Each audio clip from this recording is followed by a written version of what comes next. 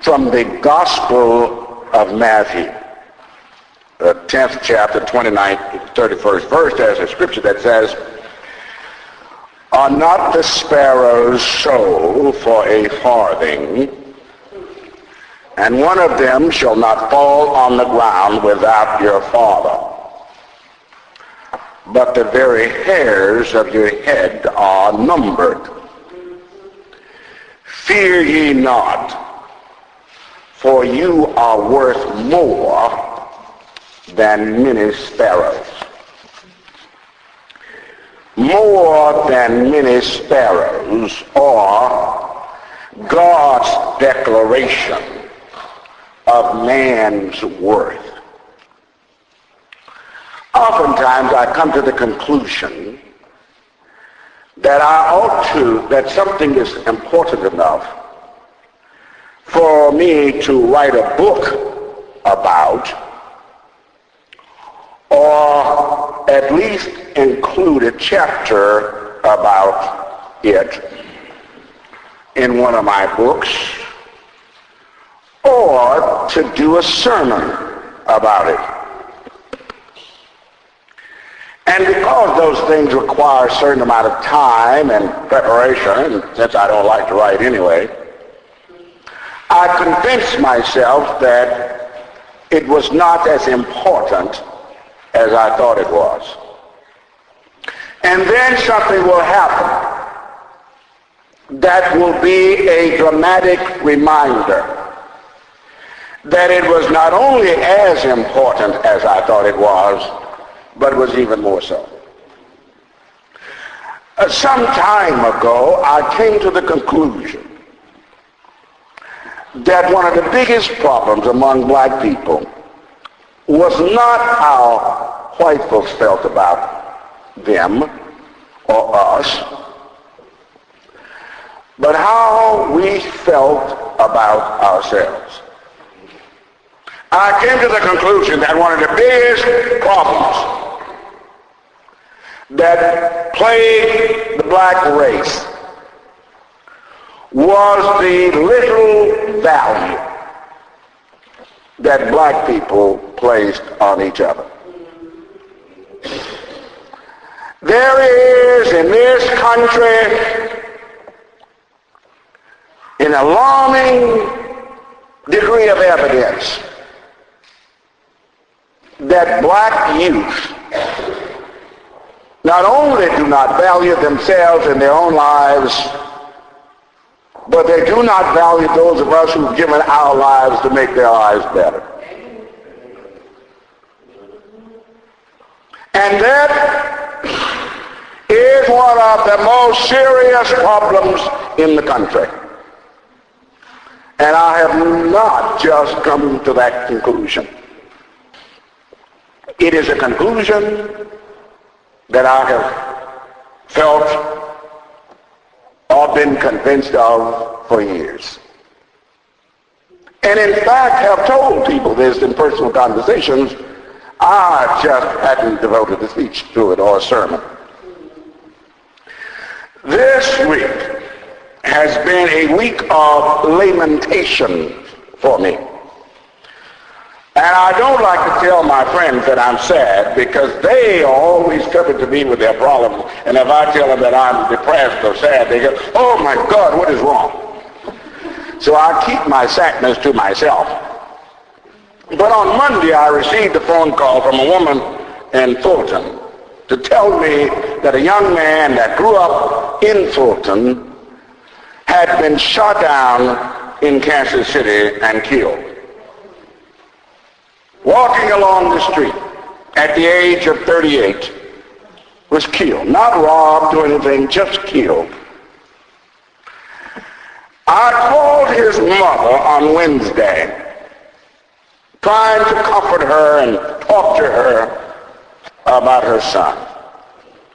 And while I was on the phone, I got a call from one of my former students in North Carolina. And he said that he needed to talk to me very badly and to call him right back. So when I finished talking to this lady, I called this young man. And he was upset because his uncle had been killed at a stop sign in St. Louis the night prior in a robbery by a 15-year-old. Now here were two black families, two black communities in one state killed by black children. At the same time, I get an email from Chicago weekly, almost daily it seems, about the number of black children killed in Chicago. At this moment, this early in the year, over 22 children, well, it was 22 a couple of weeks ago, had been killed in Chicago.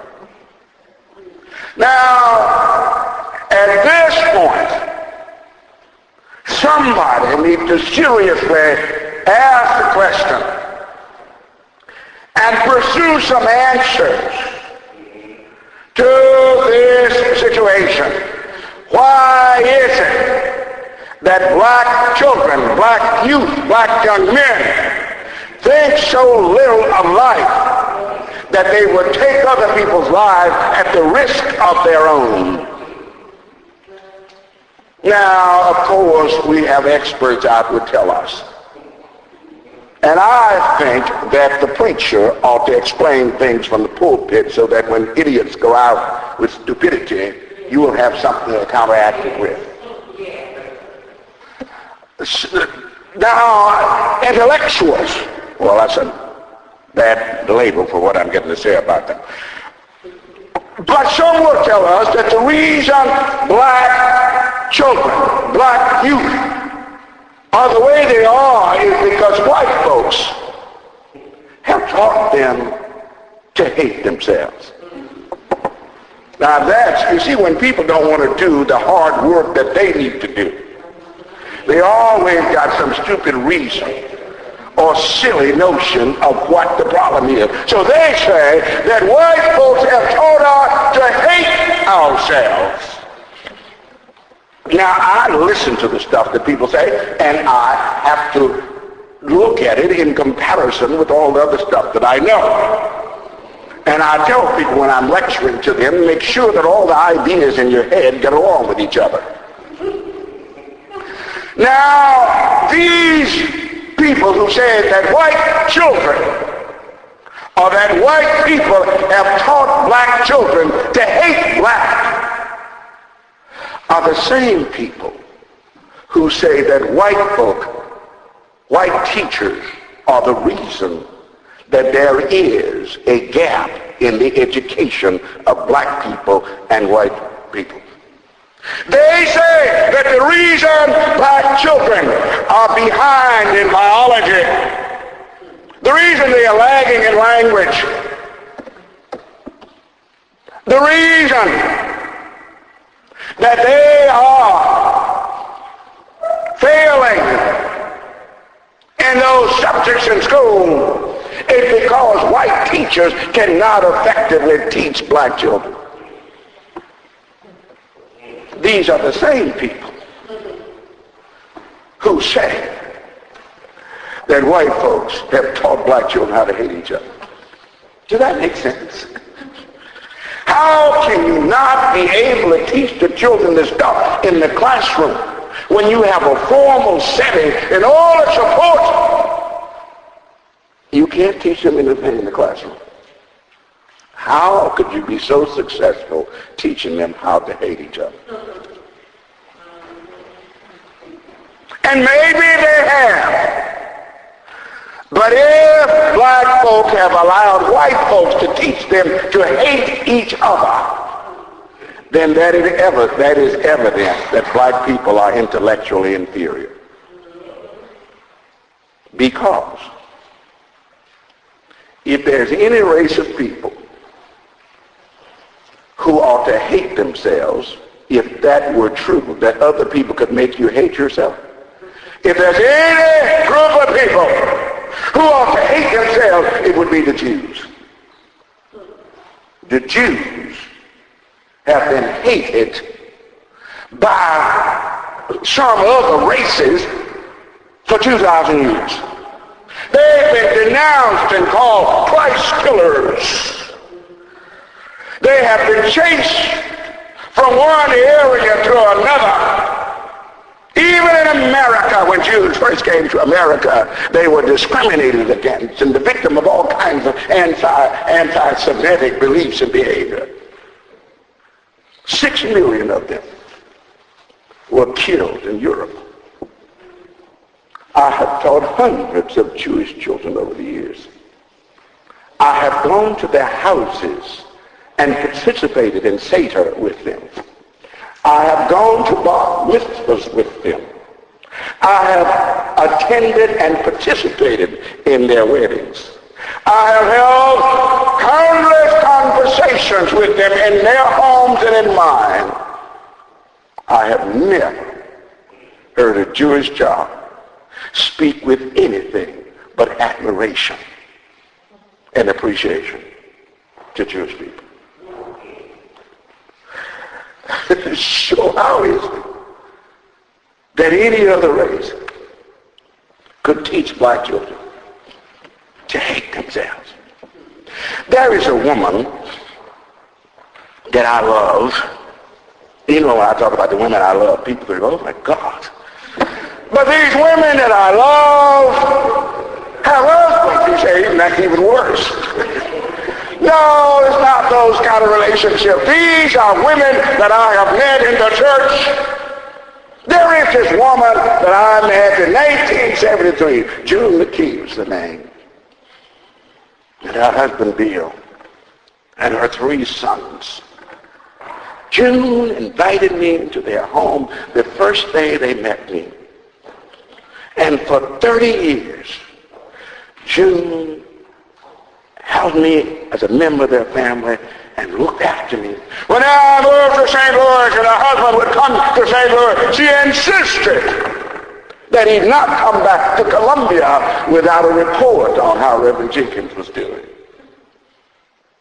One time I was going to Kansas City a few years to lecture, and the young man who traveled with me was with me, and we stopped by June's house in Columbia. And we stopped without announcing that I was coming. And I told her that I was going to Kansas City to do a lecture, and I'd be back on Wednesday. And I passed through Columbia around 5 o'clock. Well, I finished the lecture that Wednesday, and we headed back, and the young man kept asking me, where are we going to eat? Because we passed the restaurants we ate at on the way. So we'll eat pretty soon. And finally, we got to Columbia and June's house. And June had prepared this elaborate dinner for us. And he said, how did you know that she was going to do this? I said, she's been doing this for 25 years. She wouldn't have allowed me to pass through Columbia and stop at her house without having dinner for me. Now, June passed away a few years ago, and then her husband died a couple of years later. I love them deeply. Do you believe that I would let anybody talk me out of loving June and Bill? Of any race? How crazy would that be? You would say. Well, you say, well, you would let them talk you out of loving them because they did so much for you. You would be right, but they didn't do nearly as much for me as the black folk did for these children who hate us. So you say, they hate us. The things that I have seen people do for their children. The things that I've seen black folk do. I saw black people in the South, poor people, stand in line for hours to get powdered milk and commodity cheese to feed their children. I saw people march in the streets and face guns and fire hoses and police dogs and shouts of humiliating, scornful cursing to give these children what they have. How could you let anyone make you hate such people? Now, you say, then why do they hate? They hate, if they do, because they have not been taught the value of human beings. And that's what this scripture is about. Jesus says to these people, you are much worth more than many sparrows. You have a value. Every hair on your head has been numbered. You are somebody. Not because Jesse Jackson says you are somebody. You are beautiful and proud. Not because James Brown says that you're black and should be proud. You are somebody because Jesus says you are worth more than many sparrows. God's declaration of independence. God's declaration of human worth. Jesus tells us that we are worth something. Now, why is this such an important sermon? And I'm sorry that I have a cold, but why is this such an important sermon? It is important because just about everything people do is influenced by what they think of themselves. Just about everything that people do is influenced about what they think of themselves, how important they are.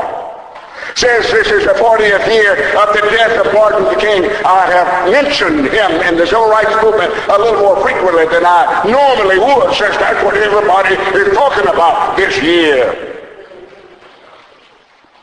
But one of the challenges that Martin Luther King had with black people was to get them to see that you are better than the back of the bus.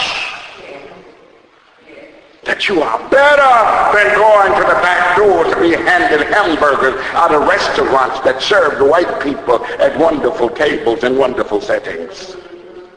You are worth more than that. You are worth more than the second-class citizenship in a first-class country. You are worth more than that. And even if you have to protest and boycott and demonstrate that you are worth more than that, you should. And when Rosa Parks refused to go to the back of the bus and they arrested her, and the blacks decided, under the leadership of Martin Luther King, that they would boycott. But Martin Luther King had to tell the black people, you are worth more than that. Jesus died for you. You are worth more than many sparrows. You shouldn't ride the bus unless they are willing to treat you with dignity. And they call a boycott. And of course the people said, oh, they are not going to boycott. They are going to jump on those buses in the morning and ride like they always did. They are not important enough to demand such equality. And they called a boycott. And that morning they waited and waited. And Coretta Scott King went to her window as the bus was passing by, and there was nobody on it. And she screamed out to Martin, Martin, come and look. The bus is empty. They got it. They realize what they are worth. You are worth more than many sparrows.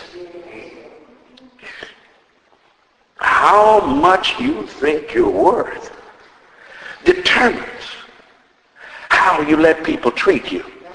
How much women think they're worth determine how they let men treat them.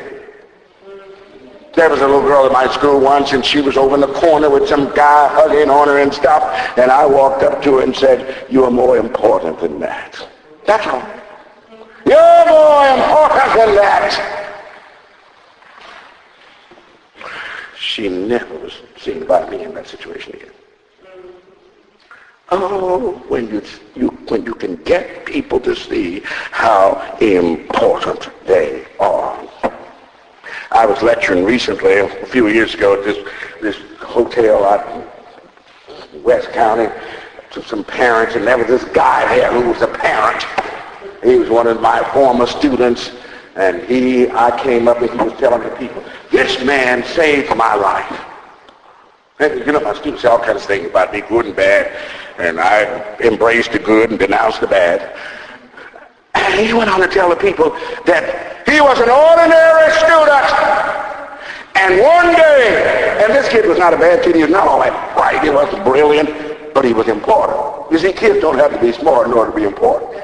And I don't lie to them about how smart they are, just to convince them that they're important to me. I will tell them, you're a C student, you're still important to me.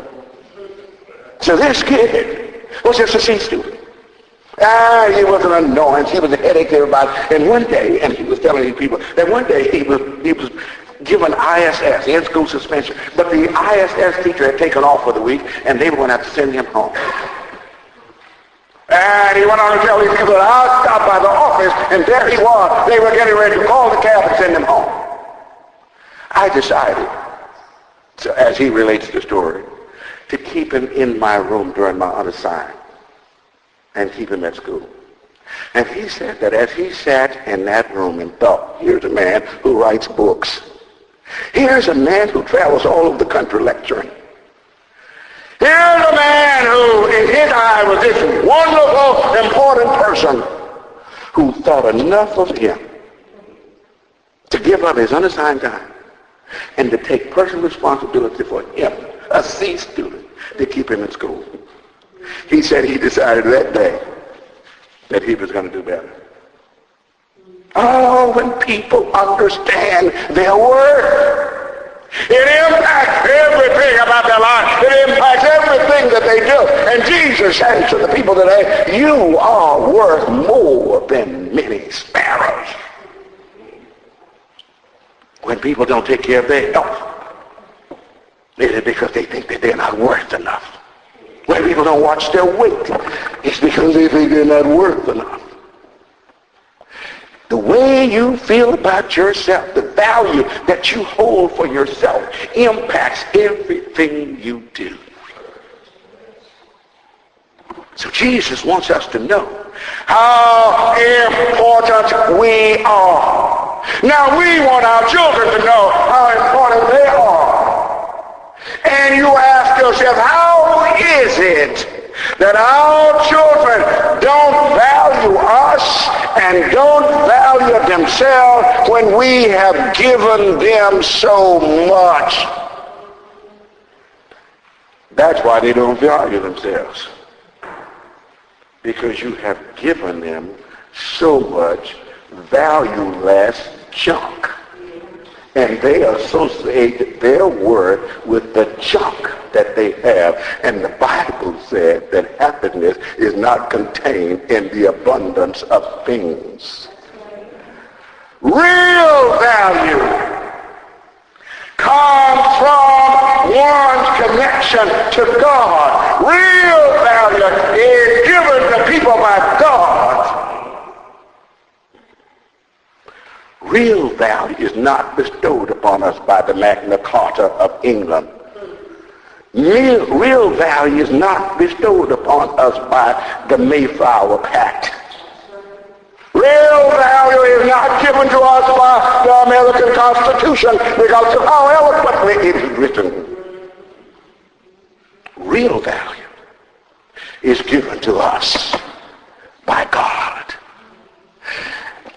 Because that is where our essence comes from. God gives value. God created us. And because he created us, we are somebody. We are important. And everybody else that he created is important also. So when kids learn that God has given them importance and God has given everybody else importance, then they value their lives and value everybody else's life. They will not go around wantingly shooting people and putting families in sadness and misery thoughtlessly. God's declaration of human worth. And when you know how important people are in the eyes of God, you treat them better. When you know how important you are in the eyes of God, you feel better. Nobody can make me feel unimportant because I know who I am and whose I am. I was lecturing at the University of Chicago a few years ago, and I had to have breakfast with these important people. They were all millionaires. I was the only poor person in the bunch. They were all millionaires. And there was this one woman who was famous. I won't call her name. She was famous, and she had taken over a magazine. Oh, and she was famous, and the C-SPAN was there, but they weren't there to record her. They were there to record me. She didn't know that, and she found that out. And at the breakfast, she kept saying, who are you? And I said, I'm William Jenkins. She said, she wanted to ask, what she really wanted to ask, how is it that you were invited here? Where is C-SPAN? Why are they here with their cameras to record you and to play you on their TV show? Now, of course, they have many tapes of this woman. She's very famous. And I thought to myself as I walked on the stage and lectured that day and all and stuff, I read a statement in the Bible once that says, a man's gift maketh way for him and bringeth him before great people. I was there because Jesus anointed me and sent me there. And I've been to a lot of other places for the same reason. God gave me value. God gave me worth. And if the people around you are valuable to you because God gave them to you, you should let nobody tell you that they are not valuable. Now let me end this with a silly story. It's an interesting story. There was this old couple who lived in Mississippi years and years and years ago. They had lived together for over 60 years. And the man got sick. And one night he died. About 1 o'clock in the morning. And his wife, who was sitting beside the bed when he died, sat there with him. He died at 1 o'clock. She sat there with him the rest of the night. Just sat there. Didn't call the police. Didn't call the ambulance. Didn't call the doctors. She sat there with him the rest of the night. And finally the next morning when she called the police and they came out with the ambulance and they said to her, how long has he been dead? She said he died this morning at 1 o'clock. And they said, at 1 o'clock? Why didn't you call? And she said, well, I didn't want to bother you all. I didn't think he was important enough to you for you to get up and come out here 1 o'clock in the morning. But he was important to me. And I sat by his bedside until the rest of y'all woke up. And then I called you. What are you worth? And what are the people worth around you? God has declared, Jesus has declared that you are worth more than many sparrows. Jesus declared that you were worth him coming to the earth, to be with you, to dwell among you, to understand you better and let you understand yourself better through his divinity and his manhood. you are that important, if you are that important, if black children concluded that black people, that they and the rest of their people were that important, for that reason, all the propaganda in the world could not make them hate their people.